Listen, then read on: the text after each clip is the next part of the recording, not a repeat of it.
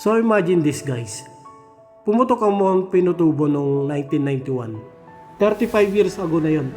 Pagdating sa pagkukwari ng lahar, ang Pampanga ang pinakamaraming nakwaring lahar.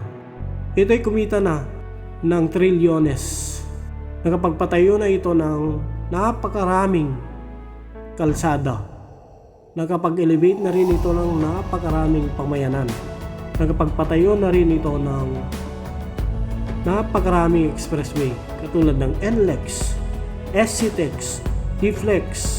Ganun kayaman ang lahar quarry dito sa Region 3 guys. As compare dun sa lahar deposit dun sa Pampanga, kung saan nanggagaling dun sa may Kapas, sa segment na naman ng Tarlac. Di hamak na mas malaki at mas marami yung lahar deposit dito sa may San Narciso, Zambales. Lalong-lalo na yung dun sa may Bukaw River sa may Botolan, Zambales. Alam nyo ba guys, ang halaga ng makukuha dito sa may lahar quarry ay kaya ng bayaran ang pagkakautang ng Pilipinas.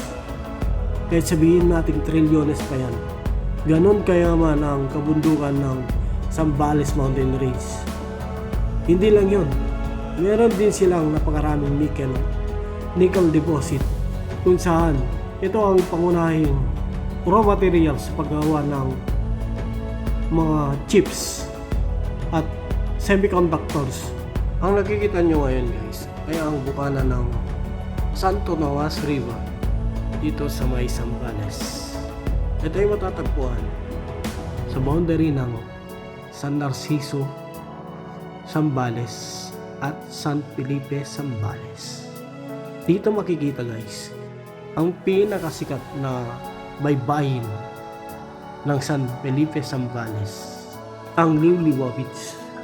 Sa drone footage na to guys, makikita nyo napuspusan yung ginagawang paghahakot ng lahar mula dito sa bukana ng Santo Tomas River papunta sa mga barge na nag-aantay sa karagatan.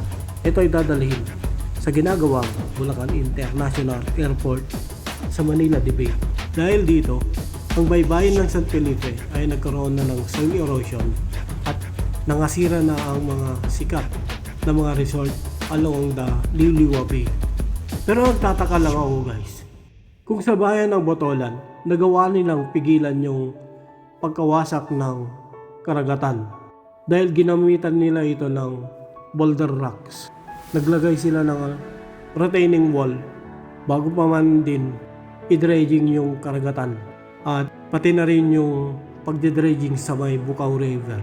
At isa pa sa pinagtataka ko dito guys, kung ang Botolan nakapagpatayo sila ng napakalaking municipal hall, hindi lang yon, nakapagpatayo din sila ng maraming kalsada along Botolan dito sa San Narciso at sa San Felipe. Tila yata walang pakinabang ang kabayanan nila sa ginagawang paghahakot ng lahar dito.